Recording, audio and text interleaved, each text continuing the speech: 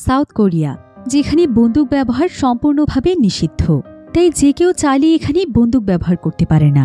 আর এই সমস্ত নিয়মকানুনগুলোরই সুযোগ নেয় সমাজের এক শ্রেণীর মানুষেরা, যারা কিনা উচ্চবিত্ত এবং বিলাসবহুলভাবে তাদের জীবনযাপন করে।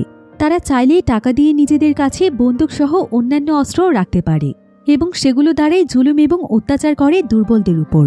তবে এই অত্যাচার এবং জুলুমের শহরেই জন্ম নেয় এমন একজন দুর্ধর্ষ গ্যাংস্টার, যে কিনা তার জীবনে অন্যায় সহ্য করতে করতে এমন এক পর্যায়ে পৌঁছে যায় যখন তার জীবনের উদ্দেশ্য হয়ে যায় শুধুমাত্র একটাই, সেটা হলো সে চায় সমাজের প্রত্যেকটি মানুষের কাছে একটি করে বন্দুক থাকুক, ছোট থেকে বড় সবার কাছে।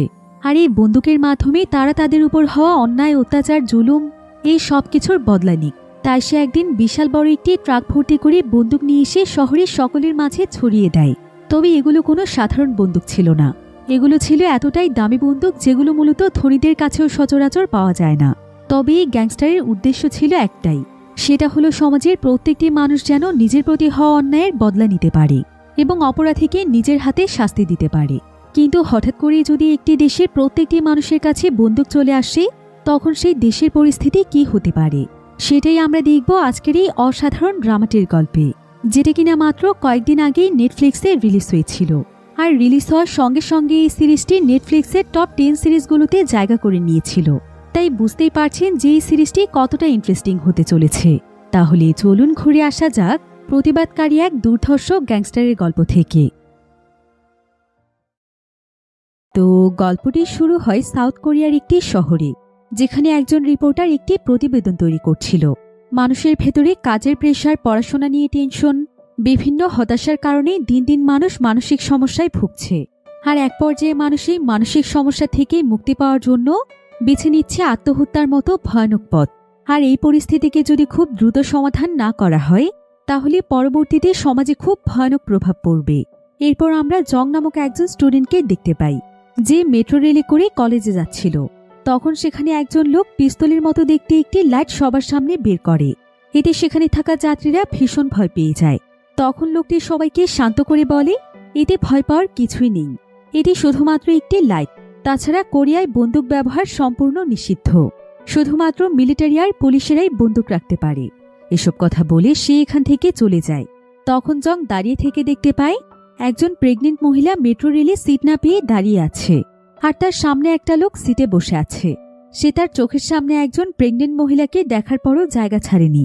এটা দেখে জং নিজে থেকে লোকটির কাছে এসে বলে, আপনি দেখতে পাচ্ছেন একজন মহিলা দাঁড়িয়ে কষ্ট পাচ্ছে, আপনি তো চাইলে ওনাকে একটু বসার সুযোগ করে দিতে পারতেন। লোকটি তখন জংয়ের কথায় কোনো পাত্তা না দিলে মহিলাটি জংকে থামিয়ে দিয়ে বলে, দরকার নেই, আমি দাঁড়িয়ে যেতে পারবো, অহেতুক ঝামেলা করবেন না, মানুষ আমার দিকে তাকিয়ে দেখছে। কিছুক্ষণ পর জং তার কলেজে এসে ক্লাসে আসার পর দেখতে পায় যে টিচার ক্লাসে এসে তাদের ক্লাস নিচ্ছে। সমস্ত স্টুডেন্টরা বসে যার যার মতো ক্লাস করছে। জং লেট করে ক্লাসে আসায় টিচার সবার সামনে তাকে অনেক বাজেভাবে অপমান করে, এমনকি তাকে অনেক আজে বাজে ভাষায় গালাগাল দিতে থাকে। জংয়ের এতে প্রচণ্ড রাগ হয়, আর সে মুহূর্তের ভেতরে তার ব্যাগ থেকে একটি পিস্তল বের করে সবার সামনে টিচারকে গুলি করে দেয়। চোখের সামনে এমন ঘটনা দেখে বাকি স্টুডেন্টরা অনেক ভয় পেয়ে যায়, আর তারা চিৎকার করে যে যে পাশ থেকে পারছিল পালিয়ে যাচ্ছিল।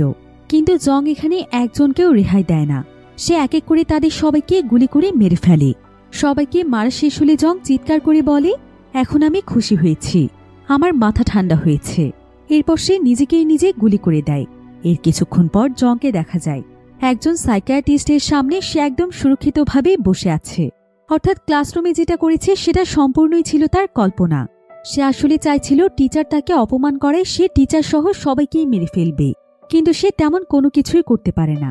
জংয়ের এমন পরিস্থিতি দেখে ডক্টর তখন তাকে বলে, তোমার পরিস্থিতি কিন্তু আগের চাইতে অনেক খারাপ হতে শুরু করেছে, তুমি রেগুলার তোমার মেডিসিনগুলো কন্টিনিউ করো। একথা শুনে জং ডক্টরের উপর খুবই বিরক্ত হয়ে যায়, কারণ ডক্টর তাকে যে মেডিসিন খেতে বলেছে সেই মেডিসিনগুলো খেলে জং পড়াশোনা করতে পারে না, তার শুধু ঘুম পায়। কিন্তু জং চায় প্রচুর পড়াশোনা করতে। এদিকে একজন বাড়িওয়ালা তার ভাড়াটিয়ার কাছে ভাড়া নিতে আসে, কিন্তু সেই ভাড়াটিয়া ভাড়া দিতে না পারার কারণে বাড়িওয়ালাকে দেখে সে আত্মহত্যা করে মারা যায়। এটা দেখার পর বাড়িওয়ালা সঙ্গে সঙ্গে পুলিশকে খবর দেয়। তখন এখানে সিও নামক একজন ফরেন্সিক অফিসার বলে, এই ঘরে সে ছাড়া আর কেউ ছিল না, তাছাড়া তার গলার দাগ দেখে বোঝা যাচ্ছে যে সে নিজেই নিজেকে হত্যা করেছে। তখনই তাদের জল্পনা কল্পনার অবসান ঘটিয়ে একজন অফিসার ডেড বডির পকেট থেকে অনেকগুলো বন্দুক বের করে। আর সিও যখন এই বন্দুকগুলো দেখতে পায় তখন সে একদম অবাক হয়ে যায়, কারণ এগুলো কোনো সাধারণ বন্দুক ছিল না। এগুলো ছিল খুবই স্পেশাল বন্দুক, যেগুলো সাধারণত পুলিশের কাছেও থাকে না। তখন সে দ্রুত লি নামক একজন অফিসারকে সেখানে ডেকে পাঠায়।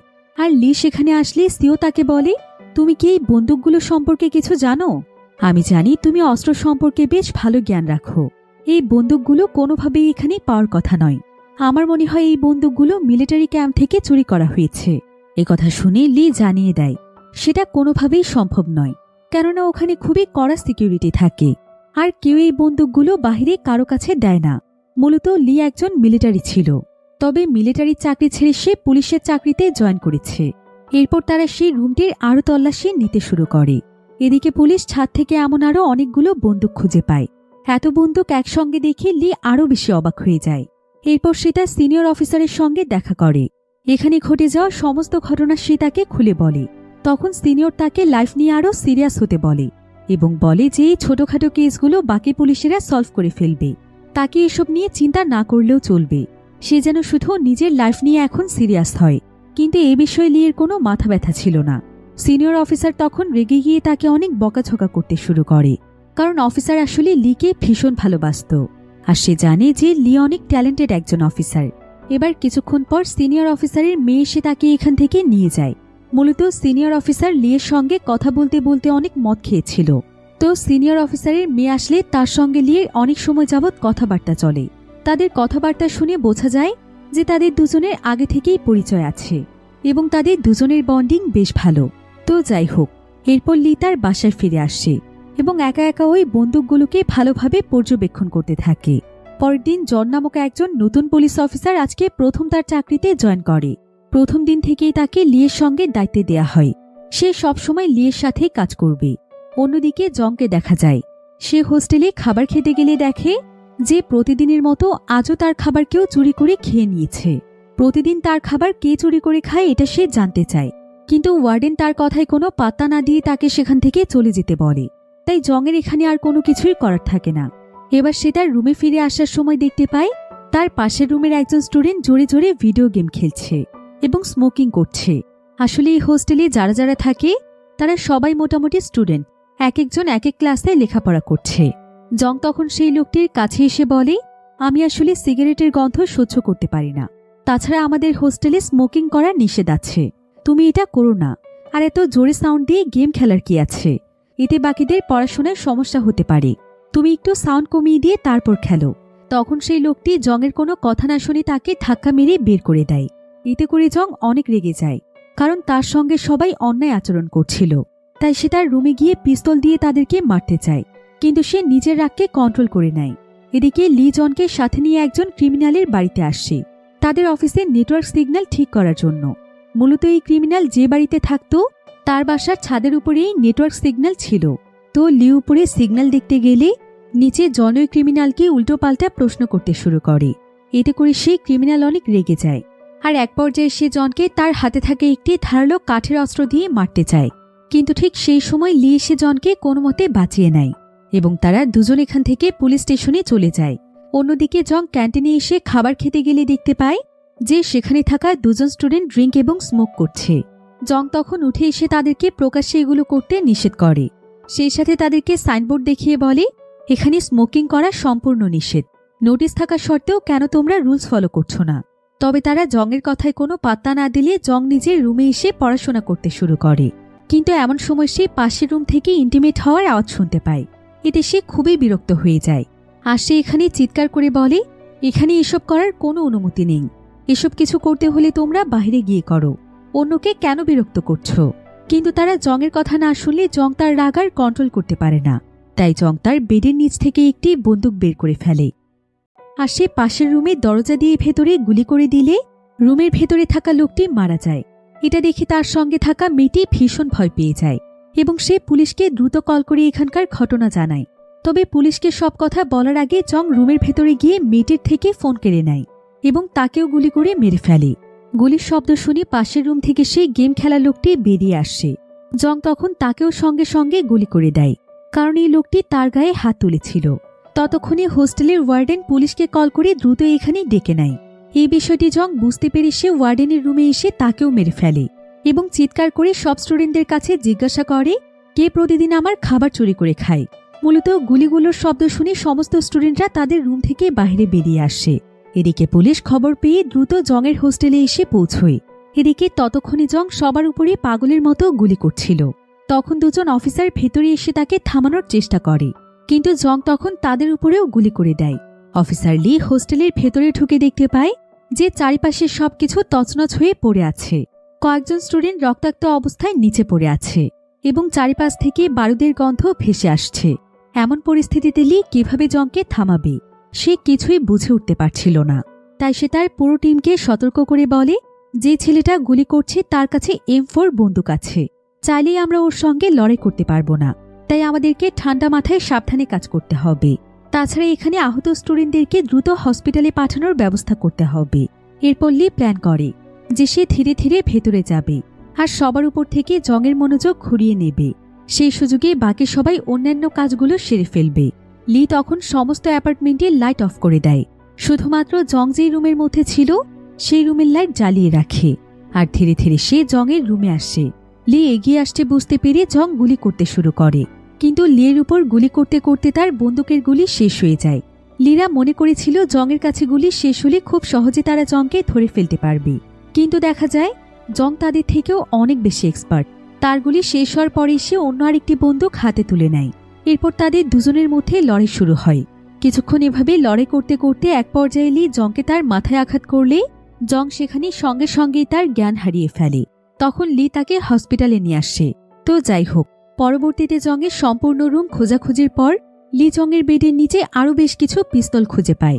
এরপর সে তাদের মেইন অফিসারকে বিষয়টি জানালে অফিসার তখন সিওকে ডেকে বলে একজন মিলিটারি এক্সপার্টকে নিয়ে এসো, যে কিনা অস্ত্র সম্পর্কে খুব ভালো জানে, যে আমাদের এই বন্দুকগুলো সম্পর্কে ডিটেলসে বলতে পারবে। তখন সিও চুপচাপ করে লির দিকে এগিয়ে আসে এবং তাকে সবার সামনে আনলে মেইন অফিসার বলে আমি তোমাকে মিলিটারি এক্সপার্ট আনতে বলেছি, ওকে নয়। ও পুলিশ অফিসার হয়ে এই বন্দুক সম্পর্কে কেমন জানবে? তখন সিও তাকে বলে ওর মতো এক্সপার্ট হয়তো আর কেউ নেই, কারণ ও একজন মিলিটারি সদস্য ছিল, ও বন্দুক সম্পর্কে বেশ ভালো জানে। এরপর লি খুব স্মার্টলি বন্দুকের পার্টগুলো একসঙ্গে জুড়ে দেয়। এবার সে এগুলো সম্পর্কে বলতে শুরু করে। সে এখানে বলে যে বিশেষ বন্দুকগুলো বিভিন্ন যুদ্ধে বিভিন্ন দেশে ব্যবহৃত হয়। তখন মেইন অফিসার বলে তাহলে এই বিশেষ ধরনের বন্দুক কি করে সামান্য কলেজ হোস্টেলে আসলো? লি বলে এই বিষয়টি সম্পর্কে তো আমার জানা নেই, তবে কিছুদিন আগে আমরা বন্দুকের যে গুলিগুলো পেয়েছিলাম সেগুলো মূলত পিস্তলে ব্যবহৃত হয়। হয়তো ওই ক্রিমিনাল লোকটির সঙ্গে জংয়ের কোনো কানেকশন আছে। অন্যদিকে আমরা কিম নামক একজন বিজনেসম্যানকে দেখতে পাই। কয়েকজন গুন্ডারা তাকে ধরে তাদের বস পিওর কাছে নিয়ে আসে। বারবার করে কিম তাদের কাছে অনুরোধ করতে থাকে যাতে করে তারা তাকে ছেড়ে দেয়। তখন পিউ তার লোকদের মাধ্যমে কিমের কাছ থেকে একটি পেপারে সাইন করিয়ে নেয় এবং তার লোককে কিমের বড় বিজনেসটি সামলানোর দায়িত্ব দিয়ে সে এখান থেকে চলে যায়।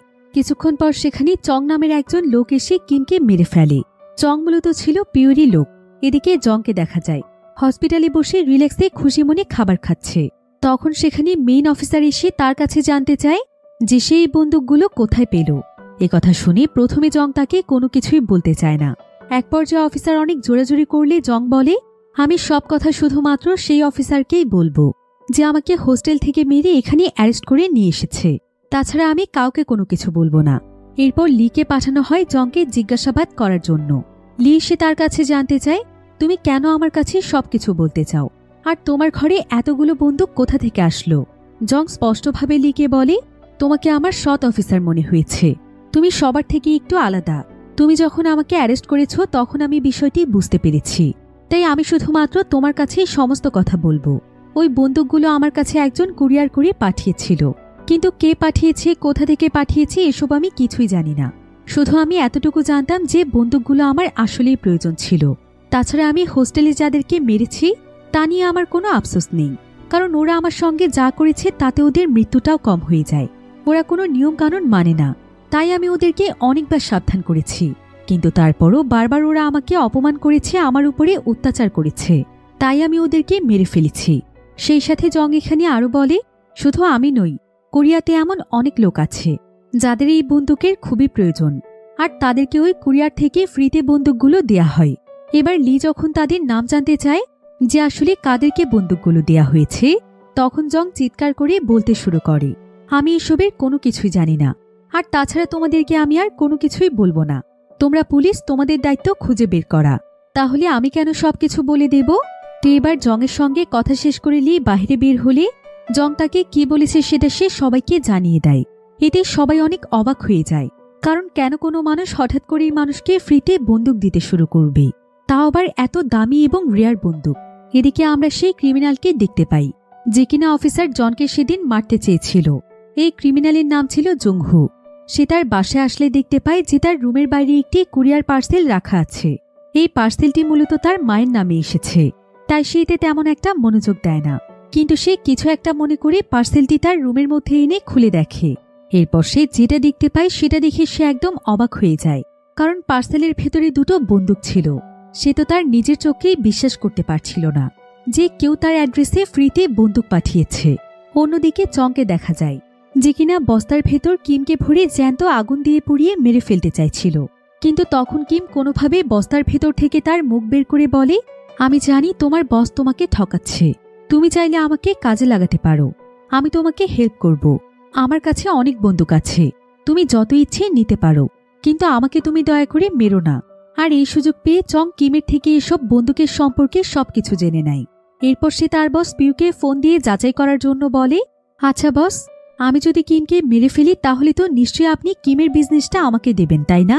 একথা শুনে পিউ কোনো কথা না বলে ফোন কেটে দেয়। তখন চং মনে করে বস হয়তো তার উপর রাগ করেছে, আর অবশ্যই সে তাকে কিমের বিজনেস থেকে কিছু অংশ দেবে। তবে সে বিনা কারণে এসব নিয়ে প্রশ্ন করায় বস হয়তো তার উপর রেগে গিয়েছে। কিন্তু কিম তার ব্রেইন ওয়াশ করতে চাইছে, তাই সে এখানে তার বসের কথা মতো কিমকে মেরে ফেলে। এরপর সে সোজা তার বস পিওর কাছে চলে আসে, আর সে তার সেই প্রশ্নের জন্য পিওর কাছে ক্ষমা চায়। আর সে এখানে পিউকে বলে, আমার আসলে সেই বিজনেস নিয়ে আপনাকে প্রশ্ন করাটা ভুল হয়েছে, কারণ এত বছর ধরে আপনি আমাদের দেখাশোনা করছেন, তাই বিজনেস তো আপনি আমাদেরকে এমনিতেই দেবেন। কিন্তু পিউ তখন রেগে গিয়ে বলে, কি বললি তুই? বিজনেস? তুই তো এই বিজনেসের যোগ্যই না, তাই এই বিজনেস তোকে দেয়া যাবে না। এটা আমি আমার অন্য একজন টিম মেম্বারকে দিয়ে দিয়েছি। তবে তুই কোনো টেনশন করিস না, তোকে আমি তোর কাজের জন্য পুরস্কৃত করব। চংয়ের তখন আর কোনো কিছুই করার থাকে না। সে বাইরে বেরিয়ে এসে তার লোকজনদেরকে বলে, কিমের কথা মতো ওই হোস্টেলে গিয়ে দেখো যে কোথাও কোনো বন্দুক আছে কিনা। এরপর চং তার লোক উতাইকে নিয়ে কিমের গাড়ির কাছে আসে, আর কিমের কথা মতো তারা ঢিকে খুললে সেখানে অনেকগুলো বন্দুক এবং গুলি দেখতে পায়। এটা দেখে তারা এতটুকু শিওর হয়ে যায় যে কিম তাদেরকে মিথ্যে কথা বলেনি। তখন তারা দুজন আলোচনা করে যে এই বন্দুক সম্পর্কে যদি পিউ জানতে পারে তাহলে সে তাদেরকে প্রাণে বাঁচতে দেবে না। তাই চং খুব আফসোস নিয়ে উতাইকে বলে, পিউকে ঠকানো ছাড়া আমাদের কাছে আর কিছুই করার নেই, কারণ ও আমাদেরকে কোনোদিনও ভালো কিছু করতে দেবে না। ওর জন্য আমরা জীবনে কখনো উন্নতিও করতে পারবো না। যদি আমরা ভাগ্য বদল করতে চাই তাহলে আমাদেরকে এবার সাহস করে একটি বড় ঝুঁকি নিতেই হবে। এদিকে লি শহরের বিভিন্ন জায়গার কুরিয়ার বক্সগুলো চেক করতে থাকে, কোথা থেকে এই বন্দুকগুলো আসে সেটা জানার জন্য। তখন সে আবারও ওই বয়েজ হোস্টেলে পৌঁছে চংয়ের লোকদেরকে সেখানে কিছু একটা খোঁজাখুঁজি করতে দেখে। এতে নিয়ে সন্দেহ হয়। সে ওই স্টোর রুমে আসলে সেখানে কিছু কুরিয়ার বক্স দেখতে পায়। এমন সময় তাকে জু নামক একজন অফিসার কল করে বলে, ওই ছেলেটি আমাদেরকে সব মিথ্যে কথা বলেছে, গত 2 বছরে ওর কাছে কোনো কুরিয়ার আসেনি। অফিসারের ফোন কাটার পর লি বড় কুরিয়ার বক্সের উপরে একটি সিম্বল দেখতে পায়, যেটা সে নেটওয়ার্ক ঠিক করতে গিয়ে জংহুর রুমের সামনে দেখেছিল। আর এটা দেখে তার জংহুর প্রতি সন্দেহ হয়, যার কারণে সে সিওকে ফোন দিয়ে সম্পূর্ণ বিষয়টি খুলে বলে। তখন সিও তাকে জানায়, আমারও তাই মনে হচ্ছে, তুমি যেটা ভাবছ সেটাই হয়তো সঠিক। এই বন্দুকের পেছনে তারই হাত আছে, যার কারণে জঙ্গুকে আমরা সকাল থেকে ফলো করছি। এখনও আমার সামনেই আছে। ওকে আজ সারাদিন বাহিরে ঘোরাঘুরি করতে দেখেছি। তুমি টেনশন করো না, ওকে ধরতে পারলে তোমাকে বাকি সব ইনফরমেশন দেব। তো কিছুক্ষণের ভেতর সিউরা গিয়ে সেই ট্যাক্সিটিকে আটকালে সেখানে তারা জঙ্গুকে দেখতে পায় না। তখন ওই ট্যাক্সি ড্রাইভার জানায়, আপনারা যাকে খুঁজছেন কিছুক্ষণ আগে সে ট্যাক্সি থেকে নেমে গিয়েছে। এদিকে লি হাত গুটিয়ে বসে না থেকে সোজা জঙ্গুর বাড়িতে এসে পৌঁছয়। আর সেখানে এসে সে বুঝতে পারে তার রুমের মধ্যে আগে থেকেই কেউ একজন আছে। তবে সে ওই লোকটিকে ধরলে দেখতে পায় যে এটা জঙ্গু নয়। এবার লি তখন লোকটিকে জিজ্ঞাসা করে, তুমি কে? তখন ওই লোকটি তাকে উত্তর দেয়, আমার নাম মুনবেক, এখানে একটা কুরিয়ার নিতে এসেছি। লি মুনবেককে বিভিন্ন কিছু জিজ্ঞাসাবাদ করতে শুরু করে। সে তাকে বলে, তুমি জংহুকে কিভাবে চেনো? মুনবেক বলে, আমি জংহুকে চিনি না। কিছুদিন আগে আমার কাছে একটা কুরিয়ার আসে, আর সেই সাথে একটা বড় লিস্ট আসে যেখানে অনেকের নাম, ফোন নাম্বার, ঠিকানা ছিল। এই ঠিকানাগুলোতে বন্দুকগুলো পৌঁছে দিতে হবে। তো আমি সবার কুরিয়ার পৌঁছে দেওয়ার পর ঠিক করি এই কুরিয়ারগুলো কাদের কাছে গিয়েছে সেটার একটু খোঁজ নেওয়া দরকার, যার কারণে আমি এই বাড়িতে এসেছি। কিন্তু এখানে আসার পর দেখতে পাই যে এই বাসার মালিক তাড়াহুড়ো করে বাড়ি থেকে বেরিয়ে যাচ্ছে। তবে সে তাড়াহুড়োয় দরজা লাগাতে ভুলে যায়। তাই সেই ফাঁকে আমি রুমে ঢুকে দেখতে পাই যে কুরিয়ার বক্সটি ফাঁকা। এসব কথা জানার পর লি কন্ট্রোল রুমে ফোন করে জানিয়ে দেয় এবং তাদেরকে বলে যে জংহু এখন কোথায় আছে সেটার লোকেশন বের করতে। এমন সময় সে বুঝতে পারে যে রুমে তারা দুজন বাদে আরও একজন আছে। তাই লি মুনবেককে কোনো রকম সারা শব্দ করতে নিষেধ করে, কিন্তু মুনবেক লিয়ের কোনো কথা না শুনে দৌড়ে বাহিরে চলে যায় এই রুমের ভেতরে যে এসেছে তাকে ধরার জন্য।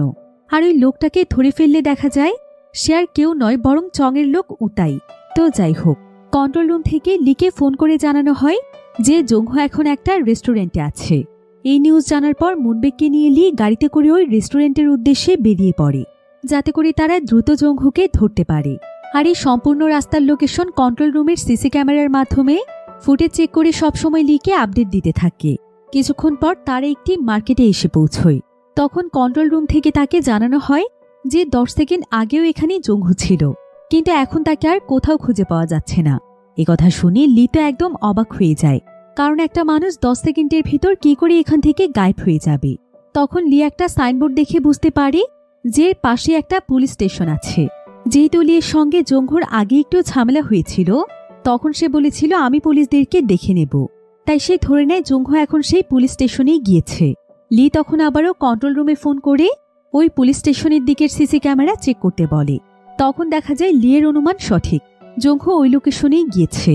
লি অফিসার জুকে তখন কল করে বলে, আপনি আপনার অফিসারদেরকে নিয়ে সতর্ক হয়ে যান।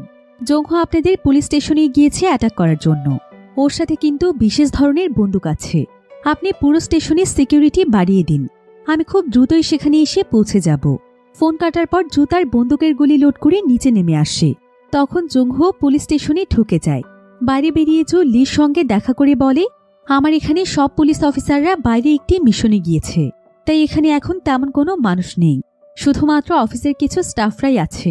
তখন লির সঙ্গে মুনবেকও ছিল। তো লি মুনবেককে আবার একা রেখে যেতে চাইছিল না, কারণ তার মুনবেকের উপরও কিছুটা সন্দেহ ছিল যে বন্দুকগুলোর সাথে সেও জড়িত থাকতে পারে। তাই সে তাকে একটি হাতকড়া পরিয়ে সেখানে আটকে রেখে সোজা পুলিশ স্টেশনের ভেতরে চলে যায়। অন্যদিকে পুলিশ স্টেশনের ভেতরে জংহু তাণ্ডব শুরু করে দেয়। তার কাছে থাকা সমস্ত বন্দুক দিয়ে সকল স্টাফকে গুলি করে মেরে ফেলতে থাকে। ভেতরে লিয়ার জু ঢুকতেই জংহু তাদের উপরও গুলি করতে শুরু করে। তখন সুযোগ বুঝে লি জুকে একটি রুমের মধ্যে নিয়ে গিয়ে লাইট অফ করে দেয় এবং বলে, আমরা ওর সঙ্গে লড়াই করতে পারবো না, তাই আমাদেরকে খুব সাবধানে ওর মোকাবেলা করতে হবে। সেই মুহূর্তে লি জুয়ের কাছে জিজ্ঞাসা করে, আপনাকে যে গানগুলো হোস্টেল থেকে উদ্ধার করতে বলা হয়েছিল সেগুলো এখন কোথায়? তখন জু বলে, ওই গানগুলো এভিডেন্স রূপে রাখা হয়েছে, কিন্তু সেগুলোর কথা এখানে ভেবে কোনো লাভ নেই, কারণ সেই গানগুলোতে কোনো ধরনের বুলেট নেই। লি আবারও তার পুরনো প্ল্যান জুর সঙ্গে শেয়ার করে যে কিভাবে সে হোস্টেল রুম থেকে জংকে অ্যারেস্ট করেছিল। লি তাকে বলে, আমি জংহুর মাইন্ড অন্যদিকে ঘুরিয়ে দেব। আপনি সেই সুযোগে এখান থেকে সকল স্টাফদেরকে সরিয়ে নেবেন। তাদের প্ল্যান মতোই সবকিছু হতে থাকে। এসব কিছু দেখতে পেয়ে হঠাৎ করে জংহু জুর উপর গুলি করে দেয়। জুকে তার স্টাফরা কোনো মতে সেখান থেকে তুলে স্টোর রুমে নিয়ে আসে। অন্যদিকে লি কোনো মতে পুলিশ স্টেশন থেকে বের হয়ে মুনবেকের কাছ থেকে উদ্ধার করা কুরিয়ারের যেই বক্সটি পেয়েছিল সেখান থেকে অনেকগুলো বুলেট নিয়ে পুলিশ স্টেশনের ভেতরে চলে আসে। আর সে সোজা এসে এভিডেন্স রুমের যে বন্দুকগুলো ছিল সেগুলোতে বুলেট লোড করে দেয়। অন্যদিকে জুয়ে স্টাফরা জুয়ে রক্ত বন্ধ করার চেষ্টা করছিল। জু তখন তার পকেট থেকে একটি বন্দুক বের করে একজন মহিলা পুলিশ অফিসারকে দেয়, যার নাম ছিল ইসো। জু তখন ইসোকে বলে, আমি কোনো মতে জংহুর মাইন্ড চেঞ্জ করার চেষ্টা করব, আর তুমি সুযোগ বুঝে তাকে গুলি করে দেবে। অন্যদিকে লি সে স্পেশাল বন্দুকগুলোর মধ্যে বুলেট লোড করে বন্দুকগুলোকে রেডি করে ফেলে। এদিকে অনেক সময় পার হয়ে যাওয়ার পরও লি যখন এখানে আসছিল না, তখন মুনবেক নিজেই পুলিশ স্টেশনের ভেতরে যেতে চাইছিল। তাই সে কোনো মতে তার সেই হ্যান্ডকাপটিকে খুলে ফেলে আর সে সোজা চলে যায় পুলিশ স্টেশনের ভেতরে। এমন সময় আমরা সেখানে ওয়াং নামক একজন রিপোর্টারকে দেখতে পাই, যে কিনা সেই হোস্টেলের কেসটির ব্যাপারে ইনভেস্টিগেশন করছিল। সেও মুনবেকের সাথে পুলিশ স্টেশনের ভেতরে চলে যায়। এমন সময় জংহু জুয়ের একদম সামনেই দাঁড়িয়েছিল। এদিকে সুযোগ বুঝে ইসো জংহুর উপর গুলি চালিয়ে দেয়, কিন্তু সৌভাগ্যবশত জংহু এবার বেঁচে গেলে জুকে বাদ দিয়ে তাদের উপরেও অনবরত গুলি করতে থাকে। এদিকে আমরা লিকে দেখতে পাই। লি তার বন্দুক নিয়ে একদম রেডি হয়ে সোজা এসে জংহুর পায়ের মধ্যে গুলি করে দেয়। আর এই সুযোগকে কাজে লাগিয়ে জু সঙ্গে সঙ্গে তার স্টাফদের কাছে চলে যায়। কিন্তু ব্যথায় চিৎকার করতে থাকা জংহু এখনও হার মানছিল না। সে লির উপর অনবরত হামলা করতে থাকে। কিন্তু কিছুক্ষণের মধ্যেই জংহু বুঝতে পারে যে লি আসলে কতটা দক্ষ পুলিশ অফিসার, আর সে লির সঙ্গে পেরে উঠবে না। লি তখন তার দিকে বন্দুক তাক করে তাকে স্যারেন্ডার করতে বলে। এদিকে জংহু নিজের পরিস্থিতি বুঝতে পেরে তার হাত উঁচু করে গানটি সেখানকার টেবিলের উপর রেখে স্যারেন্ডার করে। কিন্তু লি যখনই তার কাছে পৌঁছয় তখন সে বুঝতে পারে জংহু তাকে বোকা বানিয়েছে। বরং জংহু তার বন্দুক নিয়ে আস্তে আস্তে করে অফিসার জুয়ের সামনে চলে যায়, আর সে তার বন্দুক দিয়ে জুকে শুট করার চেষ্টা করে। এসব দেখে লিও বুঝতে পারে যে তার কাছে জংহুকে মারা ছাড়া আর কোনো উপায় নেই। তাই লি তখন সঙ্গে সঙ্গেই তাকে গুলি করে দেয়। এদিকে মুনবেকের সঙ্গে সেই ওয়াং নামক রিপোর্টার দাঁড়িয়ে দাঁড়িয়ে এখানকার সমস্ত পরিস্থিতির ভিডিও করছিল। এরপর দেখা যায় ওয়াং তখন এই ভিডিও ফুটেজগুলো তার বসকে এনে দেখায়। তার বস তখন তাকে বলে, তুমি যদি এই ধরনের কেসের আরও গোপন গোপন তথ্য আমাকে এনে দিতে পারো তাহলে খুব শীঘ্রই আমি তোমার প্রমোশন করিয়ে দেব। অন্যদিকে আমরা গিউজিন নামক একটি ছেলেকে দেখতে পাই, যে কিনা নিউজের মাধ্যমে লিয়ের হাতে থাকা সেই বন্দুকটি দেখছিল। আর তার কাছে এই বন্দুকটি বেশ ভালো লেগে যায়। তাই সে নিজে একটি বন্দুক কেনার জন্য গুগলে এই ব্যাপারে সার্চ করে। তবে একটি ওয়েবসাইটে এসে সে দেখতে পায় যে সেখানে লেখা আছে, আমরা সবাইকে ফ্রিতেই বন্দুক সাপ্লাই দিয়ে থাকি। এটা দেখে গিউজিন তো বিশ্বাসই করতে পারছিল না, কিন্তু সে এখানে একদমই সময় নষ্ট না করে সেই ওয়েবসাইটে একটি বন্দুক অর্ডার দিয়ে দেয়। অন্যদিকে আমরা দুজন গভর্নমেন্ট অফিসারকে দেখতে পাই, যারা কিনা একটি রুমে বসে অফিসার লিয়ের সঙ্গে কথা বলছিল। তো একজন অফিসার এখানে লিকে বলে, তুমি মুনবেককে কিভাবে চেনো? যেই বন্দুক মুনবেক পুলিশের কাছে তুলে দিতে চাইছিল তুমি সেই বন্দুকগুলোকে ব্যবহার করেছ। লি তখন বলে, মুনবেককে আমি কোনোভাবেই আগে থেকে চিনতাম না, তার সাথে আমার কাকতালীয়ভাবে দেখা হয়ে গিয়েছিল। আর বাকি রইল বন্দুকের কথা। সেদিন আমাকে বাধ্য হয়ে জংহুর বিরুদ্ধে বন্দুকগুলো ব্যবহার করতে হয়েছিল, তা না হলে সে আরও অনেক পুলিশ অফিসারকে মেরে ফেলত। এবার সেই দুজন অফিসারের মধ্যে একজন অফিসার বলে, আমরা তোমার পুরাতন রিপোর্টগুলোকে চেক করেছি এবং আমরা জানতে পেরেছি যে পুলিশে জয়েন হওয়ার পর তুমি এখন পর্যন্ত ৯৯ জন মানুষকে হত্যা করেছ। আর জংহুকে সহ এখন এই সংখ্যা ১০০-তে দাঁড়িয়েছে। তারা যত বড়ই অপরাধী হোক, তোমার কি তাদেরকে হত্যা করার কোনো অধিকার আছে? লি তখন তাদেরকে বলে, আপনারা আসলে কি বলতে চাইছেন? একজন অফিসার তখন তাকে বলে, তুমি এই কথাটি কেন স্বীকার করছো না যে মানুষদেরকে মেরে তুমি মজা পাও? এজন্যই তুমি জংহুকে মেরে তোমার হত্যার সংখ্যা ১০০-তে নিয়ে এসেছ। আমার তো মনে হচ্ছে তুমি একটা সাইকো কিলার। একথা শুনে লিয়ের ভীষণ খারাপ লাগে। কিন্তু ঠিক তখনই সেখানে মেইন অফিসার চলে আসে, আর সে সেই দুজন গভর্নমেন্ট অফিসারের উপর ভীষণ রেগে যায় এবং সে লিয়ের পক্ষ টেনে নিয়ে বলে, লি যেটা করেছে সম্পূর্ণ ঠিক করেছে। ওকে আমি খুব ভালোভাবেই চিনি। ও কখনো কোনো অন্যায় করতে পারে না। ও নিজের জীবন বাজি রেখে আমাদের অফিসারদেরকে বাঁচিয়েছে। আর যদি ও না থাকতো তাহলে কতগুলো নিরপরাধ মানুষ প্রাণ হারাতো এর কোনো হিসেব ছিল না। ওর অনেক গুরুত্বপূর্ণ কাজ আছে, আর তোমরা এখানে ওকে নিয়ে তামাশা শুরু করে দিয়েছ। এই বলে সে লিকে নিয়ে সেখান থেকে চলে যায়। তাকে আর কোনো প্রশ্নের উত্তর দিতেই দেয় না। তবে এই ঘটনার প্রভাব লির উপর কিছুটা পড়ে। লিকে ৩ মাসের জন্য সাসপেন্ড করে দেয়া হয়।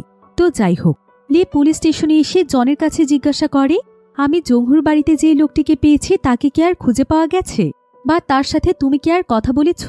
অর্থাৎ সে এখানে মুনবেকের কথা জানতে চাইছে।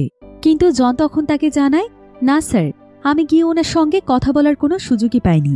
তখন লি বলে, ঠিক আছে, কোনো সমস্যা নেই, তুমি শুধু সিসি ক্যামেরার ফুটেজ দেখে গাড়ির নাম্বারটা আমাকে বলো।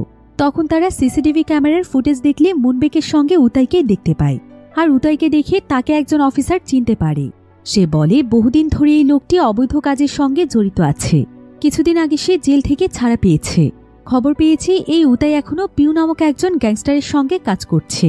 এসব কিছু জানার পর লি পিউর সঙ্গে দেখা করার জন্য তার বাড়িতে আসে এবং তার মুখোমুখি হয়ে তাকে জিজ্ঞাসা করে, তুমি কি এখন নতুন বন্দুকের বিজনেস শুরু করেছ?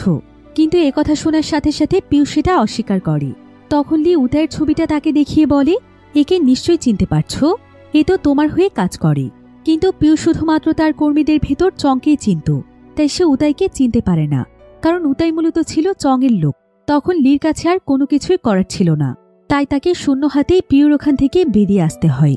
তবে সে আসার আগে সাবধান করে তাকে জানিয়ে আসে, যদি তোমার সম্পর্কে পরবর্তীতে আমি কোনো কিছু জানতে পারি তাহলে কিন্তু তোমার খবর আছে।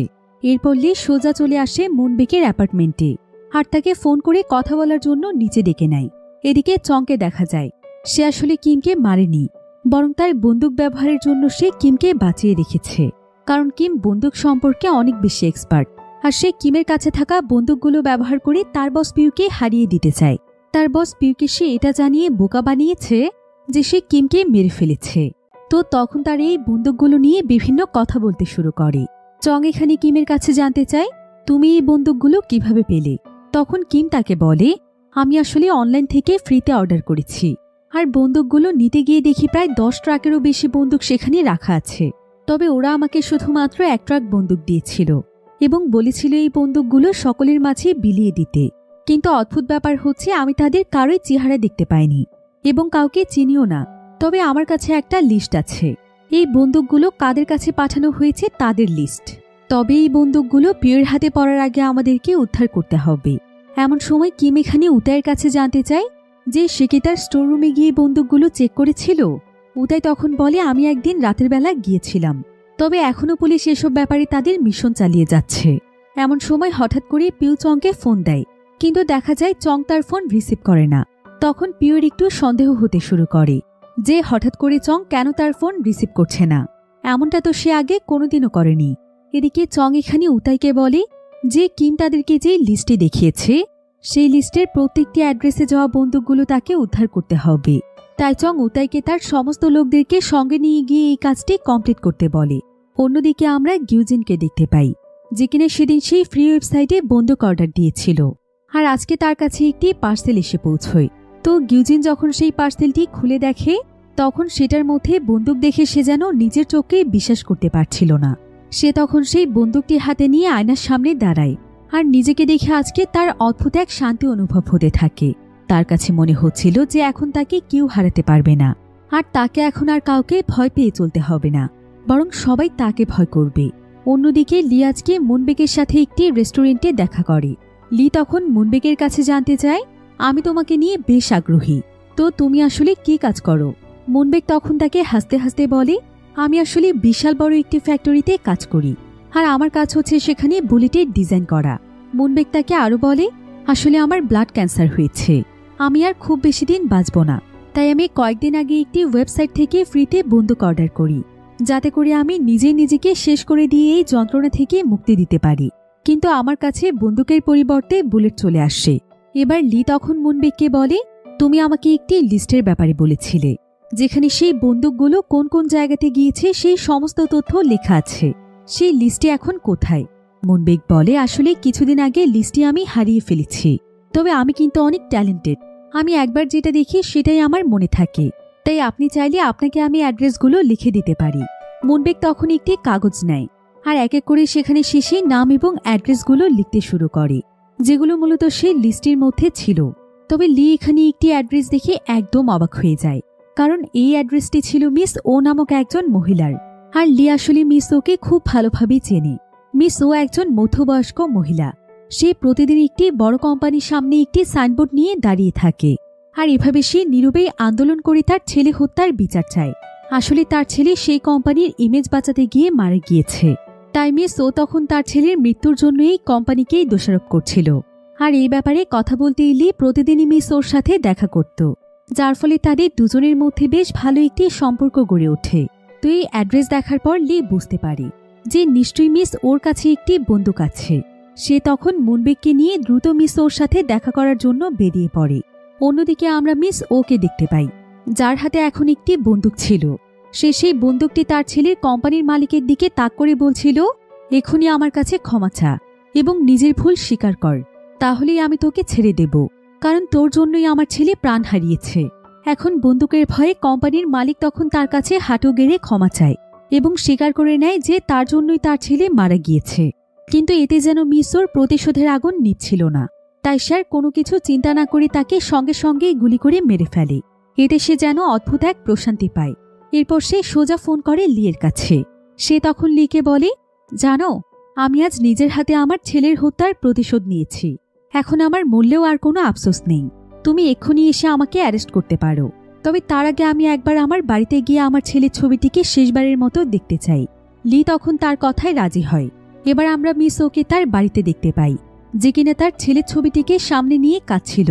তবে এমন সময় তার বাড়ির দরজায় কেউ নক করলে সে যখন দরজা খোলে তখন দেখতে পায় যে এখানে আসলে লি নয়, বরং উতাই এসেছে। উতাই আসলে তার কাছে যেই বন্দুকটি রয়েছে সেই বন্দুকটি নিতে এসেছে। এমন সময় সেখানে মুনবেক এবং লি এসে পৌঁছয়। আর বাড়ির সামনে এখানে উতাইয়ের গাড়ি দেখে লি বুঝতে পারে যে নিশ্চয়ই এখানে কোনো ঝামেলা চলছে। তাই লি তখন মুনবেককে উতাইয়ের গাড়ির উপর নজর রাখতে বলে, আর সে তার বাইক নিয়ে চলে যায় মিস ওয়ের সাথে দেখা করতে। এবার বাড়ির ভেতরে পৌঁছে লি সেখানে উতাইকে দেখতে পায়, যার হাতে মিস ওয়ের সেই বন্দুকটি ছিল। আর এখানে উতাইয়ের সাথে তার বেশ কয়েকজন সঙ্গীও ছিল। লি তখন দ্রুত উতাইয়ের কাছ থেকে সেই বন্দুকটি ছিনিয়ে নেয়, আর সে তার এবং তার লোকদের উপর হামলা শুরু করে। সে তাদের সবাইকে এক এক করে মারতে থাকে। কিন্তু এমন সময় লি সেখানকার ফ্লোরের মধ্যে রক্ত দেখতে পায়। এতে সে বেশ ভয় পেয়ে যায়।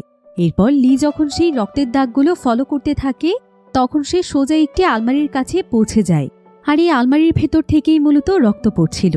এবার লি যখন আলমারিটির দরজা খুলে তখন সে একদম অবাক হয়ে যায়, কারণ সেখানে মিসও আহত অবস্থায় পড়েছিল, আর তার শরীর থেকে অনেক রক্ত ঝরছিল। এদিকে মুনবেক উতাইয়ের গাড়ির মধ্যে বেশ কয়েকজন লোককে দেখতে পায়, আর তাদের কথোপকথন শুনে সে বুঝতে পারে যে তারা ক্রিমিনাল। সে তখন সঙ্গে সঙ্গেই তাদেরকে মারতে শুরু করে। এদিকে লিও এখানে এক এক করে উতাই এবং তার সঙ্গীকে মেরে তাদের অবস্থা খারাপ করে দেয়। আর সে মিস ওকে নিয়ে কোনো মতে বাহিরে চলে আসে।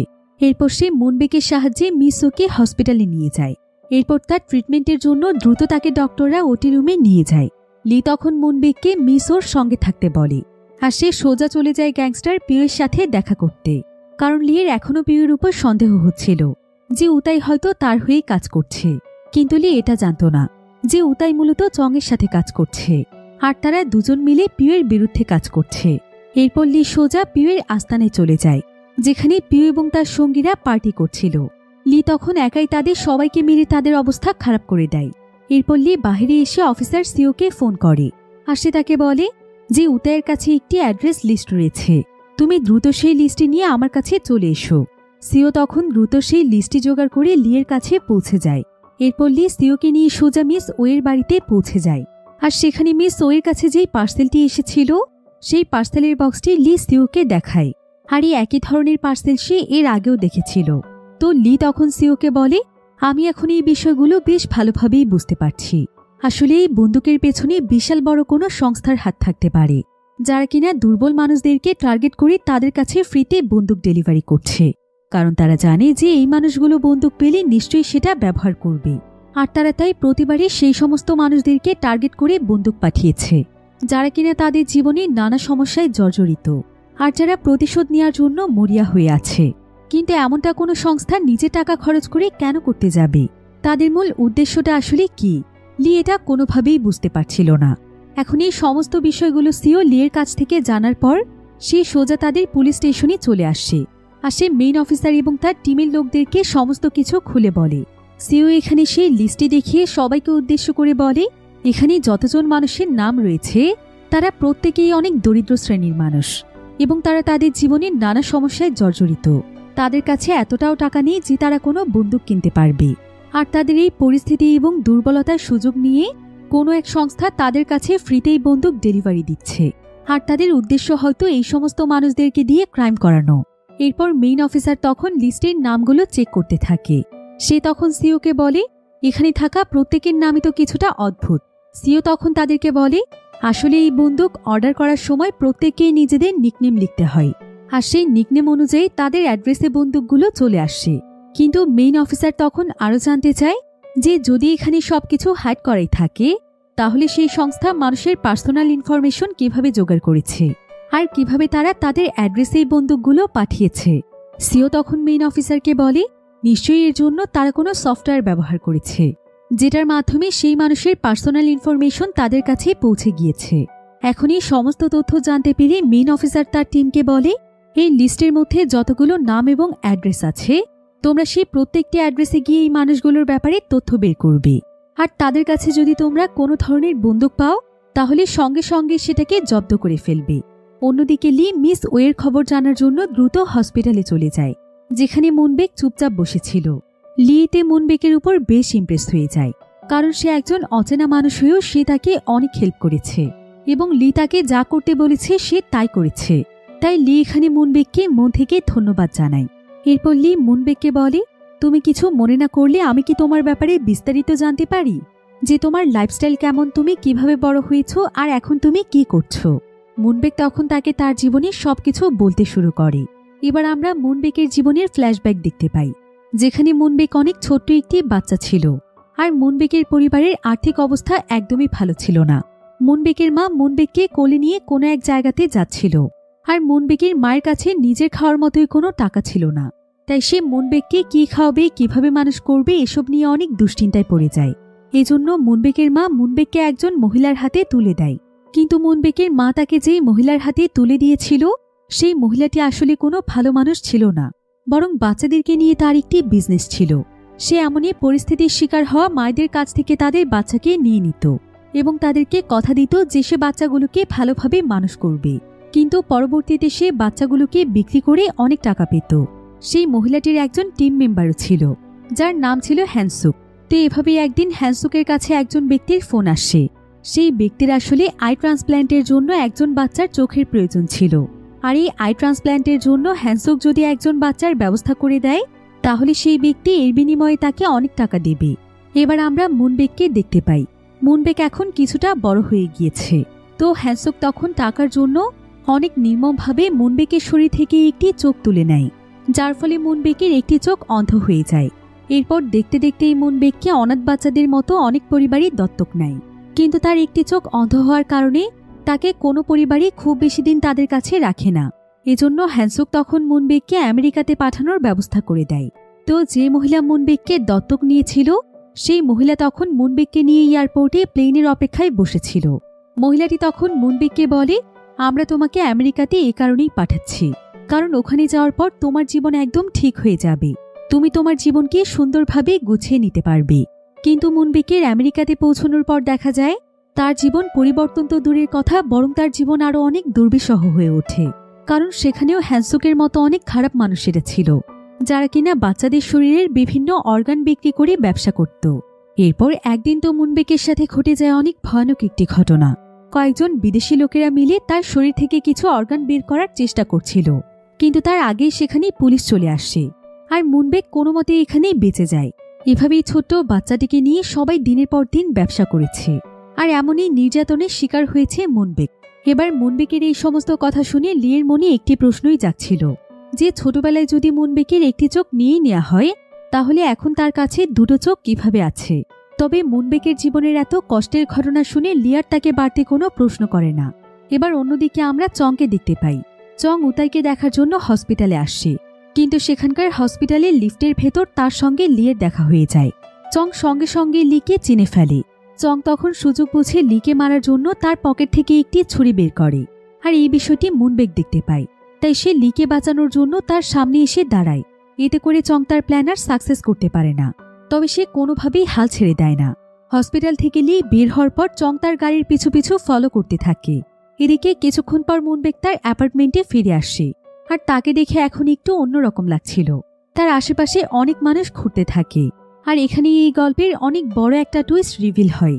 মূলত এই মুনবেকই সমস্ত অস্ত্র, পিস্তল, গুলি এই সব কিছুর মালিক ছিল, আর সেই মূলত শহরে এসব ছড়িয়ে দিচ্ছিল। এমন সময় মুনবেককে তার একজন লোক এসে জানায় চংয়ের জন্য তারা তাদের প্ল্যান সাকসেস করতে পারছে না। চং সমস্ত জায়গাতে গিয়ে তাদের বন্দুকগুলোকে একত্রিত করার চেষ্টা করছে, যাতে করে সে সেগুলোকে হাসিল করতে পারে। এবার দেখা যায় এই সবকিছুর মাস্টারমাইন্ড মুনবেক হলেও সে মূলত একজনের হয়ে কাজ করছে, আর তার নাম ছিল জ্যাক। এই জ্যাকই মূলত সবকিছু কন্ট্রোল করে থাকে। শুধু তাই নয়, এই জ্যাক নামক মানুষটাই মুনবেকের জীবনটিকে নতুন করে সাজিয়ে দিয়েছে। মূলত আমেরিকাতে যখন মুনবেকের জীবনটা একদম অতিষ্ঠ হয়ে উঠেছিল, তার সমস্ত শরীরে সবকিছু খুলে খুলে বিক্রি করে দেওয়া হচ্ছিল, তখনই জ্যাকি তার পাশে দাঁড়িয়েছিল। জ্যাকি মুনবেকের একটি চোখ ট্রান্সপ্ল্যান্ট করিয়ে তাকে সুস্থ করে তুলেছে, আর তার চোখ যে এখানে ট্রান্সপ্ল্যান্ট করা সেটা যাতে কেউ কখনো না বুঝতে পারে তার জন্য মুনবেক চোখে লেন্স লাগিয়ে রাখত। এই সমস্ত কারণে মুনবেক জ্যাকের প্রতি অনেক বেশি কৃতজ্ঞ ছিল। তাই জ্যাক তাকে যা করতে বলতো সে তাই করত।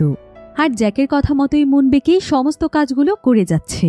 তো যাই হোক, জ্যাকের এই বিজনেসটিকে আরও বাড়ানোর জন্য মুনবেক একটি প্ল্যান তৈরি করে। সে এখানে তার টিম মেম্বারদেরকে বলে, আমরা যদি আমাদের বন্ধুকে সবকিছু মানুষের মাঝে ছড়িয়ে দিতে পারি তাহলে একটা সময় মানুষের এটার প্রতি চাহিদা বাড়তে থাকবে। তখন আমাদেরকে আর এসব ফ্রিতে ডেলিভারি করতে হবে না। আমরা তখন তাদের কাছ থেকে কোটি কোটি টাকা উপার্জন করতে পারবো। অর্থাৎ সে এখন ফ্রিতে এই বন্দুকগুলোর মার্কেটিং করছে, যাতে করে পরবর্তীতে মানুষ বন্দুকের প্রতি আসক্ত হয়ে যায় এবং এর পেছনে নিজেদের টাকা ইনভেস্ট করে। মুনবেক আসলে খুব ভালো করেই জানত যে এভাবে ফ্রিতে মার্কেটিংয়ের ফলে একটা পর্যায়ে মানুষের কাছে বন্দুক খুবই জরুরি হয়ে উঠবে। তখন তারা সরকারের কাছে এই বন্দুক রাখার জন্য বৈধতা চাইবে। আর এই প্ল্যানটাই সফল করার জন্য সে দক্ষিণ কোরিয়ায় 10 ট্রাক বন্দুক পাঠিয়েছিল, যাতে করে বন্দুকগুলো সবার মাঝে ছড়িয়ে দেয়া হয়। আর এই দক্ষিণ কোরিয়ায় তাদেরকে সমস্ত কাজে সাহায্য করছে চং এবং তার বস পিউ। তবে বিপত্তি ঘটে তখন, যখন পিউ জানতে পারে যে এই বন্দুকগুলো সম্পর্কে পুলিশ সবকিছু জেনে গিয়েছে।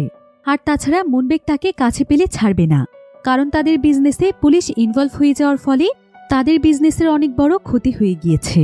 আর মূলত পিউর ভুলের জন্যই পুলিশ এই বিষয়গুলো জানতে পেরেছে। তাই পিউ কি করবে কোনো কিছু বুঝতে না পেরে নিজে বাঁচার জন্য পুলিশকে খবর দিয়ে এই সমস্ত বন্দুকগুলো পুলিশের হাতে তুলে দেয় এবং সে পুলিশের কাছে মিথ্যে বলে।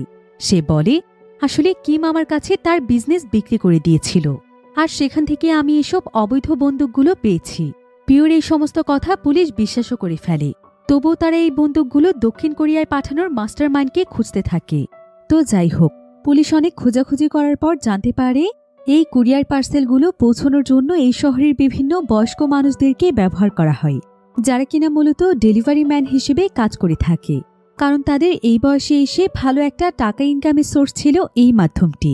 তো পুলিশ যখন প্রতিটি অ্যাড্রেসে গিয়ে বন্দুকগুলো জব্দ করতে চায় তখন তারা সেখানে গিয়ে জানতে পারে যে তাদের আগেই একজন পুলিশ অফিসার এসে বন্দুকগুলো তাদের কাছ থেকে নিয়ে গিয়েছে। মূলত এই সমস্ত কিছু করেছে মুনবেক, কারণ মুনবেক লিদের সঙ্গে থেকে তাদের প্ল্যান আগে থেকেই সবকিছু জেনে নিয়েছিল। আর লি তাকে বিশ্বাস করে সবকিছু বলেছিল, কারণ মুনবেক তার জীবন বাঁচিয়েছে, তাকে অনেকবার সাহায্য করেছে। তাছাড়া মুনবেকের অসুস্থতার কথা শুনেও লি অনেক ইমোশনাল হয়ে গিয়েছিল, কিন্তু লি ভাবতেও পারেনি এই মুনবেকই তার সঙ্গে বিশ্বাসঘাতকতা করবে। এখন এই বিষয়গুলো নিয়ে পুরো পুলিশ ডিপার্টমেন্ট অনেক চিন্তিত হয়ে পড়ে। যারা এইসব ফেক পুলিশ সেজে মানুষের দ্বারে দ্বারে পৌঁছে যাচ্ছে তারা চাইলে তো যে কোনো মুহূর্তে মানুষের ক্ষতিও করে ফেলতে পারে। এদিকে মুনবেক কিমের কাছে এসে হাজির হয়, কারণ কিমের ফোনটা তার কাছে জব্দ করা ছিল। কিমের ফোন আনলক করতে গেলে অবশ্যই তার ফিঙ্গারপ্রিন্টের প্রয়োজন, আর এই কাজটা শুধুমাত্র মুনবেক করতে পারবে। তবে সেখানে অফিসার সিও আসার আভাস পেয়ে মুনবেক দ্রুত তার দলবল নিয়ে সেখানে থাকা সমস্ত অস্ত্রগুলো লুকিয়ে ফেলে। অন্যদিকে গ্যাংস্টার পিউ জেনে গিয়েছিল যে কিম এখনও বেঁচে আছে, আর তার সঙ্গে চং মিলে কিছু একটা প্ল্যান করছে, যার কারণে সে বাঁচার জন্য আগে থেকে লিয়ের কাছে গিয়ে ধরা দিয়েছে। এদিকে কিম আর মুনবেক এক হয়ে নতুন একটি প্ল্যান শুরু করে। তো যাই হোক, মুনবেক পিউকে কল করে বলে সে তার সঙ্গে দেখা করার জন্য আসছে। এরপর দেখা যায় মুনবেকের পোশাক পরে ছদ্মবেশে পিউর সঙ্গে দেখা করার জন্য যায় কিম। হঠাৎ করেই পিউ কিমকে তার সামনে দেখে অনেক ভয় পেয়ে যায়। আর এখন শুরু হয় ফাইনাল খেলা। কিম তার হাতে থাকা বন্দুক বের করে পিউকে গুলি করে দেয়। পিউ তখন তার কাছে থাকা বন্দুক দিয়ে পাল্টা তার উপর গুলি করতে থাকে। এভাবে তাদের দুজনের মধ্যে লড়াই শুরু হয়। অফিসার শিওর সেখানে পৌঁছে দেখে দুজনই দুজনকে গুলি করে জখম করে দিয়েছে। এদিকে মুনবেকের লোকজন এসে পিউয়ের সমস্ত লোকদের উপর অ্যাটাক করে। তাদের সেখানে থাকা সমস্ত টাকা পয়সা যা যা ছিল সবকিছু তারা লুটপাট করে নিয়ে চলে যায়। এখানে এসে সিও মনে করে যে মুনবেক হয়তো মারা গিয়েছে, কিন্তু সে কাছে গিয়ে দেখতে পায় যে এটা আসলে মুনবেক নয়, যে কিনা মুনবেকের ছদ্মবেশে এখানে এসেছিল। সিও তখন দ্রুত এই বিষয়টি লিকে ফোন করে জানিয়ে দেয়। অন্যদিকে লুটপাট করে মুনবেকরা যে সমস্ত টাকা পয়সা পেয়েছিল সেগুলো সে তার লোকদের মাঝে সমান ভাগে ভাগ করে দেয়। আর এতে সবাই অনেক খুশি হয়ে যায়। সে সেখান থেকে একটি টাকাও নিজের জন্য রাখে না। মুনবেক মূলত মন থেকে খুব ভালো একজন মানুষ ছিল। সে আজ পর্যন্ত কখনোই কাউকে ঠকায়নি। যার যতটুকু প্রাপ্য সে সবাইকে সেটা বুঝিয়ে দিয়েছে, কারণ সে ছোটবেলা থেকে নিজে ঠকেছে, তাই সে অন্যকে কখনো ঠকাতে চায় না। এদিকে সমস্ত কিছু জানতে পেরে লি তার টিম নিয়ে মুনবেকের আস্তানায় এসে পৌঁছয়। মুনবেকের লোকেরা এতক্ষণে যে আনন্দ উল্লাস করছিল সেই সবকিছুই যেন মুহূর্তের মধ্যেই থমকে যায়, কারণ লি এসে তাদের উপর অনবরত অ্যাটাক করতে শুরু করে। এভাবে দুই দলের মাঝে গোলাগুলি চলতে থাকে। আর এই সুযোগে মুনবেক কাউকে কোনো কিছু না জানিয়ে এখান থেকে পালিয়ে যায়। আর এই বিষয়টি লি বুঝতে পেরে সেও দ্রুত বিল্ডিংয়ের উপরে গিয়ে মুনবেকের গাড়ির মধ্যে গুলি করতে থাকে, যার ফলে মুনবেকের গাড়ি ব্রেকফেল হয়ে অন্য একটি গাড়িতে গিয়ে ধাক্কা দেয়। এই অ্যাক্সিডেন্টের ফলে মুনবেকের ড্রাইভার সেখানেই অজ্ঞান হয়ে যায় আর মুনবেক সেখানেই ফেসে যায়। তবে মুনবেক গাড়ির ভেতর থেকে বের হতে পারে না, কারণ সে জানত যে লি তার উপর টার্গেট করে আছে। সে বাইরে বের হলেই তাকে গুলি করা হবে, কিন্তু ভেতরে বসে থেকেও খুব একটা লাভ হয় না, কারণ মুহূর্তের ভেতর লি একটা গুলি ছুড়ে দেয় মুনবেকের গাড়ির দিকে, আর সেই গুলি এসে লাগে মুনবেকের ঘাড়ে। ফলে সেখানে সে অসুস্থ হয়ে পড়ে আর দ্রুত অন্যান্য পুলিশেরা এসে মুনবেককে অ্যারেস্ট করে নিয়ে যায়। এই নিউজটি মুহূর্তের ভেতর মিডিয়ায় পাবলিশ করা হলে শহরের সবাই এই বন্দুক সাপ্লাইকারীদের সম্পর্কে জেনে যায়। এদিকে দেখা যায় মুনবেককে অ্যারেস্ট করার আগে সে ওই অবস্থায় গাড়ির ভেতর থেকে পালিয়ে গিয়েছিল। আর সেই সময় জ্যাক মুনবেককে ফোন করে বলে, তুমি ধরা পড়নি ঠিক আছে, কিন্তু পুলিশ আমাদের সমস্ত অস্ত্র জব্দ করে ফেলেছে। এখন এটা কোরিয়ান গভর্নমেন্টের হাতে পৌঁছলে পুরো দেশে আমাদের বিজনেস বন্ধ হয়ে যাবে। আমরা আর কখনোই কোনো বন্দুকের বিজনেস করতে পারবো না। তুমি তো আমার বিজনেস রানিং করতে গিয়ে তো সম্পূর্ণ বিজনেসটিকেই ধ্বংস করে দিলে। একথা শুনে মুনবেক আরও অনেক দুশ্চিন্তায় পড়ে যায়। এখন সে কি করবে কোনো কিছুই বুঝতে পারছিল না।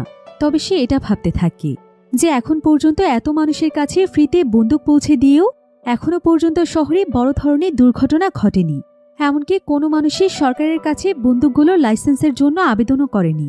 এদিকে সিও বন্দুকগুলো তদন্ত করে জানতে পারে এখন পর্যন্ত প্রায় 3000 বন্দুক কোরিয়াতে আনা হয়েছে। তবে এই কেসের পেছনে কোরিয়ান কোনো কোম্পানির হাত নেই, এটা তারা এখন পুরোপুরিভাবে নিশ্চিত হয়েছে। এই সম্পূর্ণ বিজনেসটি মূলত আমেরিকা বা অন্য কোনো দেশ থেকে পরিচালিত হচ্ছে। অন্যদিকে লি জানতে পারে এই বন্দুকগুলোর মধ্যে উন্নত মানের জিপিএস ব্যবহার করা হয়েছে, যার মাধ্যমে তারা এটার ব্যবহারকারীর কথা এবং লোকেশন সম্পর্কে সবকিছু জানতে পারে। সেই সাথে এটাও জানা যায় যে যাদের কাছে এই বন্দুকগুলো পৌঁছে দেওয়া হয়েছে তাদের প্রত্যেকের মোবাইল ফোন হ্যাক করা হয়েছে। এতদিন তারা প্রত্যেকটি ভিকটিমের ফোন ইউজ করেছে। তো যাই হোক, লির একজন বন্ধু সেনাবাহিনী থেকে রিটায়ারমেন্ট করিয়েই কোরিয়ার ইন্টেলিজেন্টে জয়েন করেছে, যার কিনা মূলত গভর্নমেন্টের হয়ে কাজ করে থাকে। লি তখন তার সঙ্গে দেখা করে এবং তাকে জিপিএস সম্পর্কে সবকিছু খুলে বলে যে বন্দুক সাপ্লাইয়ের পেছনে ইন্টারন্যাশনাল রাইফেল ইউনিয়নের গ্যাং কাজ করছে। পরবর্তীতে তদন্তে এটা উঠে এসেছে প্রথম যে লোকটিকে তারা পেয়েছিল যে কিনা আত্মহত্যা করেছিল এবং তার ছাদ থেকে অনেক পিস্তলের বুলেট পাওয়া গিয়েছিল, মূলত সে আত্মহত্যা নয় বরং তাকে মার্ডার করা হয়েছিল। ওই লোকটি ছিল মূলত শিশু পাচারকারী, যে কোরিয়া থেকে শিশুদেরকে চুরি করে আমেরিকাতে পাঠিয়ে দিত। আসলে ওই লোকটাই মূলত ছিল হ্যানসুক, যে কিনা ছোটবেলায় মুনবেকের চোখ ও বডির অন্যান্য পার্ট নিয়ে বিক্রি করে দিয়েছিল, যার কারণে মুনবেকে ওই লোকটিকে মার্ডার করেছে। সে তার এত বছর ধরে জমা ক্ষোভের প্রতিশোধ নিয়েছে। তাছাড়া মুনবেক সবসময় মনে করে যে তার এই অনাথ হওয়ার পেছনে সম্পূর্ণ দেশটাই দায়ী, কারণ কোরিয়ার অর্থনীতির মধ্যে স্থিতিশীলতা ছিল না। পুরো দেশটাই ছিল দুর্নীতি দিয়ে ভরা। যারা ধনী মানুষ ছিল তারা দিন দিন আরও ধনী হচ্ছিল, আর যারা গরিব ছিল দিন দিন তাদের অবস্থা আরও অনেক করুণ হয়ে উঠছিল, যার কারণেই তার মা তাকে অন্য একজন মহিলার হাতে তুলে দিয়েছে। তাছাড়া এত বছর ধরে এত শিশুর উপর নানা ধরনের নির্যাতন এবং প্রতিনিয়ত শিশুদেরকে পাচার করা হচ্ছিল। তারপরও গভর্নমেন্ট কোনো কিছুই করেনি। তাই মুনবেক তার দেশ কোরিয়াকেই তার এমন জীবনের জন্য দায়ী মনে করে। এজন্য মুনবেকের টার্গেট ছিল সে পুরো কোরিয়াকেই ধ্বংস করে দেবে, আর এখন আর এই দেশের প্রতি তার কোনো মায় নেই। এদিকে লিরা প্ল্যান করে, আমরা এখন পর্যন্ত যতগুলো বন্দুক পেয়েছি সেই সবগুলো জিপিএস একসঙ্গে কানেক্ট করে দেখি যে এই ডিভাইসগুলোর কোথা থেকে কমন সিগন্যাল পাওয়া যায়, কোথায় এসে পয়েন্ট একত্রিত হয় এবং কোথা থেকে এই সমস্ত বন্দুকগুলোকে মনিটরিং করা হচ্ছে। তাহলে হয়তো আমরা এই গেমের মূল মাস্টার মাইন্ডকে ধরতে পারবো। কিন্তু কিছুক্ষণের মধ্যেই জানা যায় পুরো কোরিয়ার ইন্টেলিজেন্স সিস্টেমটি হ্যাক হয়ে গিয়েছে। হয়তো এই ইন্টেলিজেন্সের কারো কাছে মুনবেকের এই বন্দুকটি ছিল, আর মুনবেক সেই বন্দুকের জিপিএস এর মাধ্যমে পুরো ইন্টেলিজেন্স সিস্টেমটিকে হ্যাক করে নিয়েছে। এই বিষয়টি জানার পর কোরিয়ান ইন্টেলিজেন্সি থেকে সকল কর্মীকে আপাতত বের করে দেওয়া হয় এবং প্রত্যেকের জিনিসপত্র তল্লাশি করা হয়। তখন একজন মহিলার ব্যাগ থেকে একটি বন্দুক পাওয়া যায়। এদিকে মুনবেক বারবার লিকে ফোন করে। এবার লি ফোন রিসিভ করলে মুনবেক লিকে বলে, তোমার সবচেয়ে কাছের মানুষের এখন একটা বড় ধরনের দুর্ঘটনা হতে চলেছে। একথা শুনে লি অনেক ভয় পেয়ে যায় এবং দ্রুত সেখান থেকে বেরিয়ে পড়ে, কারণ সে জানে তার কাছের লোক হচ্ছে সার্জন জো। তাই সে সার্জন জোকে বাঁচানোর জন্য ছুটে চলে যায়, কারণ এই সার্জন জোই তাকে ছোটবেলা থেকে লালন পালন করে বড় করে তুলেছে। আর সার্জন জোয়ের ছেলেই ছিল গিউজিন। যে কিনা ফ্রিতে বন্দুক অর্ডার করেছিল। মূলত সে একটা কোম্পানির কাছ থেকে অ্যাপার্টমেন্ট কেনার জন্য কোম্পানিকে অনেক টাকা দিয়েছিল, কিন্তু পরবর্তীতে জানা যায় যে সেই পুরো কোম্পানিটি ছিল একটি প্রতারক চক্র, যারা কিনা গিউজেনের সাথে স্ক্যাম করেছে। আর পরবর্তীতে কোম্পানির নামে কেস করা হলে সরকার তেমন বড় কোনো পদক্ষেপই নেয় না। এতে করে অনেকেই হতাশ হয়ে পড়ে। গিউজেন এমন পরিস্থিতিতে কি করবে বুঝতে পারছিল না। সে তার বাবা বা বড় ভাই লিকেও কিছু বলতে পারছিল না। তাই সে হঠাৎ করে সেই বন্দুকগুলো অর্ডার করে নিজেই নিজেকে মেরে ফেলে, কারণ সেই টাকাগুলো মূলত তার বাবার অনেক কষ্টের টাকা ছিল। এবার অন্যদিকে ইন্টেলিজেন্সি তাদের হ্যাকিং নিজের নিয়ন্ত্রণে নিয়ে মুনবেকের লোকেশন বের করে ফেলে এবং তাদের একটি পুরো টিম মুনবেককে ধরার জন্য পাঠিয়ে দেয়। কিন্তু সেখানে তারা পৌঁছে দেখতে পায় যে মুনবেক সেখানে নেই, বরং সে অন্য একটি আলিশান অ্যাপার্টমেন্টে গিয়ে তার দলবল নিয়ে পার্টি করছে। তো কিছু একটা করে জো খুঁজতে খুঁজতে মুনবেক পর্যন্ত পৌঁছে যায়, কারণ জো তার একমাত্র ছেলেকে হারিয়ে পাগলের মতো হয়ে গিয়েছে। এই বন্দুক ফ্রিতে না দিলে তার ছেলে আজকে আত্মহত্যা করত না। তো জো রাগে এবং ক্ষোভে মুনবেককে গুলি করে দেয়, তবে সেই গুলিটি লেগে যায় অন্য আরেকজনের গায়ে। গুলি খেয়ে লোকটি কোনো মতে বাহিরের মার্কেটে চলে আসে। তখন জো রাগে তাকে ফলো করে গুলি করার জন্য। ততক্ষণে লি সেখানে এসে পৌঁছয়, কারণ লি তাকে বলেছিল যে সে জোকে মেরে ফেলবে। কিন্তু এখানে আসার পর সে দেখতে পায় যে মুনবেকেই সম্পূর্ণ জায়গায় লাইভ টেলিকাস্ট করছে। সে এখানে সমস্ত মানুষদেরকে উদ্দেশ্য করে বলে, বিপদের মুহূর্তে নিজেকে বাঁচাতে বন্দুক কাছে থাকাটা সবচাইতে জরুরি। এদিকে জো মুনবেককে গুলি করতেই যাচ্ছিল, কিন্তু লি তাকে এমনটা করতে নিষেধ করে। সে মুনবেকের সমস্ত কথা শুনতে চায়, আর লিয়ের এত অনুরোধের ফলে সে তাকে আর গুলি করতে পারে না। কিন্তু এসব কিছু দেখে মুনবেক তেমন একটা মজা পায় না।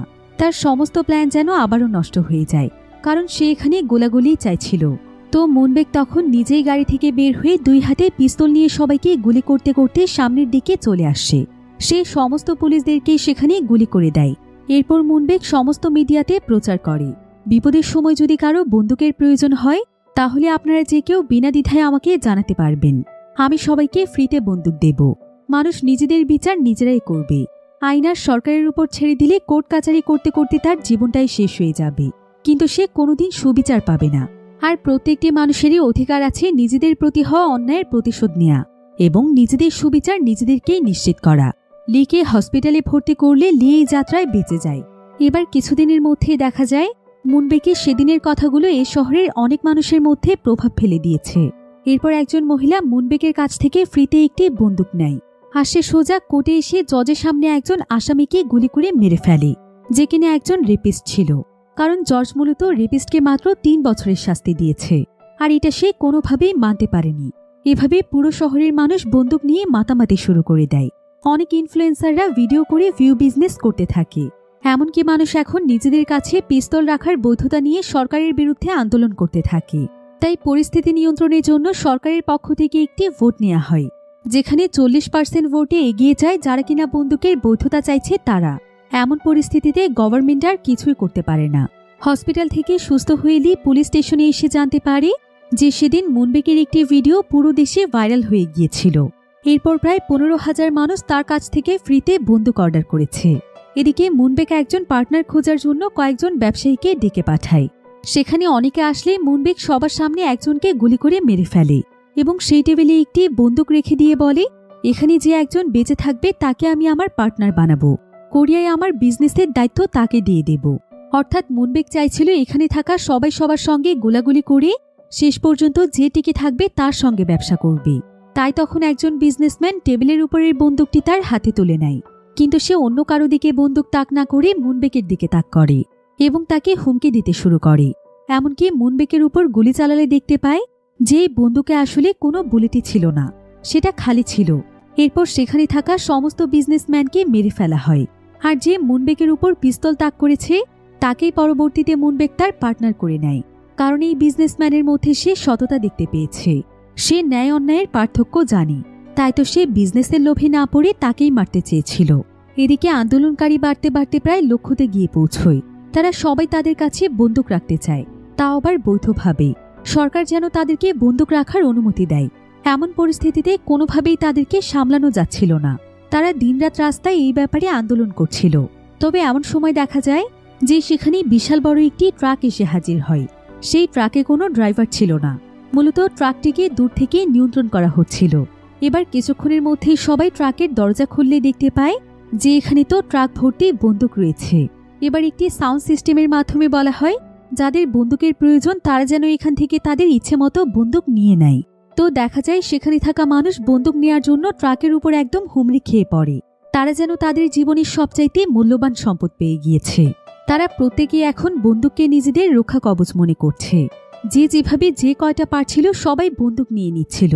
এই উত্তাল জনগণকে পুলিশের টিম এসে সামলাতে পারে না। তারা যেন তাদের জীবনের সবচাইতে মূল্যবান সম্পদ পেয়ে গিয়েছে। সেখানে আবার লি দাঁড়িয়ে অসহায়ের মতো সমস্ত দৃশ্য দেখছিল, কিন্তু সে কিছুই করতে পারছিল না।